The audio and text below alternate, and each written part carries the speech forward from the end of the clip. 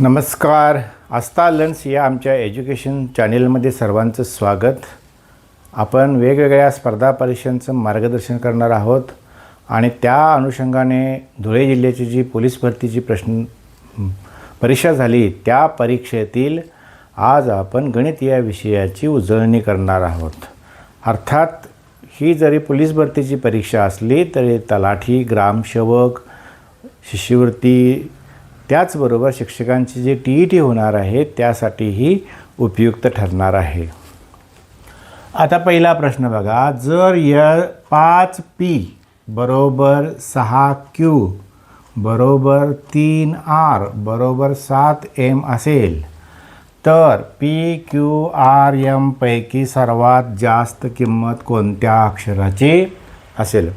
अशा प्रकारच्या उदाहरणामध्ये एक लक्षात ठेवायचं की ज्याचा सहगुणक सर्वात लहान आहे त्याची किंमत मोठी असते.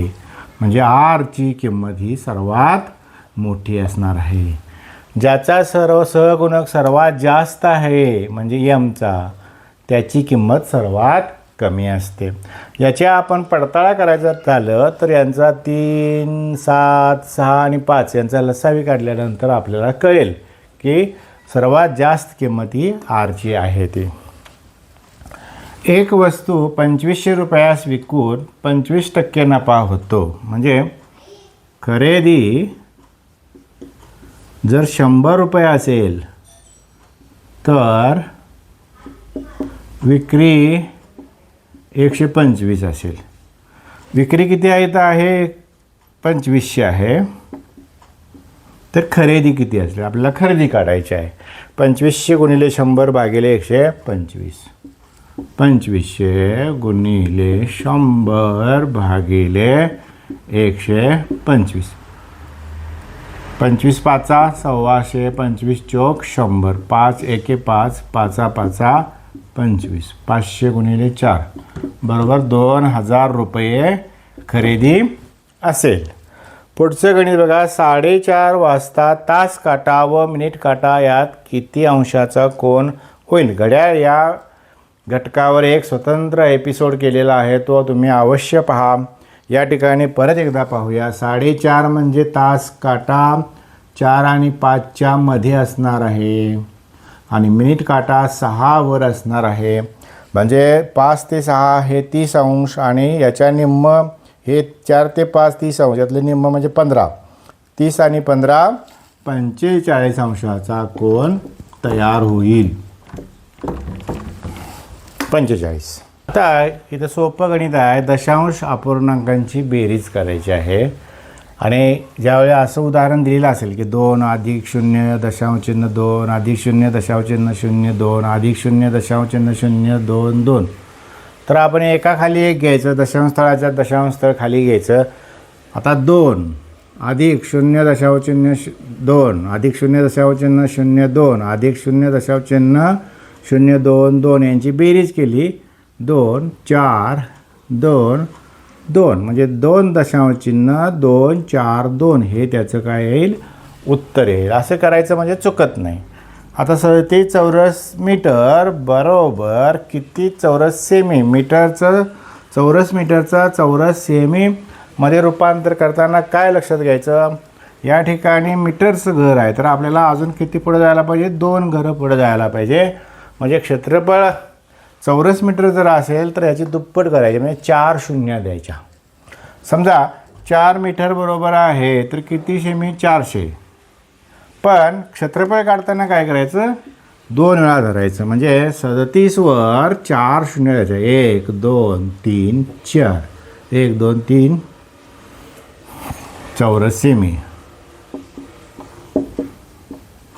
3,70,000 चौरस सेमी येणार. 50चे 0.02% बरोबर किती? 50 गुणिले 0.02 छेद 100. 0 गेले 0 गेले राहिले किती? इथं 10. आणि आता 5 याला गुणायचं. 5 दुनी 10 आलं. आता एकूण दशांश स्थळ किती बघा? 1 2 आणि या 10साठी 1 दशांश असे 3 दशांश स्थळ येतात. 1 2 3 दशांश स्थळ आले. मग ही शून्य दिली काय नाही काय चालतं, म्हणजेच याचं उत्तर किती येणार 0.01 हे त्याचे उत्तर येईल.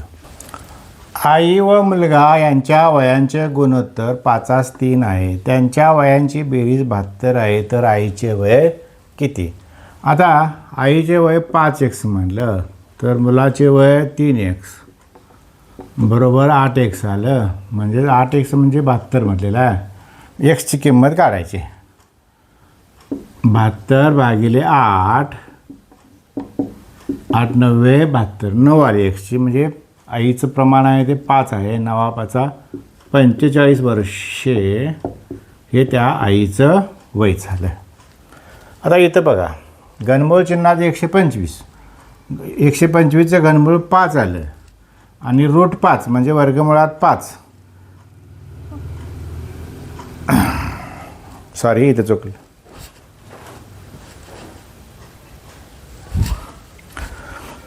आता 8वं गणित बघा. घनमूळ चिन्हात 125 भागिले वर्गमूळ चिन्हात 25 आहे. म्हणजे 125चं घनमूळ 5 आलं आणि 25चं वर्गमूळ 5 आलं. 5 भागिले 5 केल्यानंतर उत्तर 1 येतं. एका वर्तुळाचा परिघ 44 आहे, तर त्या वर्तुळाचे क्षेत्रफळ किती? यावरून त्रिज्या काढायची आपल्याला. परिघ बरोबर πd म्हणजे 44 बरोबर 22/7 गुणिले d म्हणजे व्यास. मग d बरोबर 44 गुणिले 7 भागिले 22 बरोबर 14 आला व्यास. त्रिज्या 7 आली. 7 त्रिज्या असेल तर त्या वर्तुळाचं क्षेत्रफळ हे 154 चौरस मीटर चौरस सेमी काय असेल ते येतं. πr² 22/7 गुणिले 7 गुणिले 7 बरोबर 154. अशा प्रकारे तुम्ही पटापट गणित विषयाची कोणतेही प्रश्न सोडवू शकता. त्यासाठी आमचं चॅनेल तुम्ही लाईक करा, सबस्क्राईब करा आणि बेल आयकॉनवर क्लिक करा.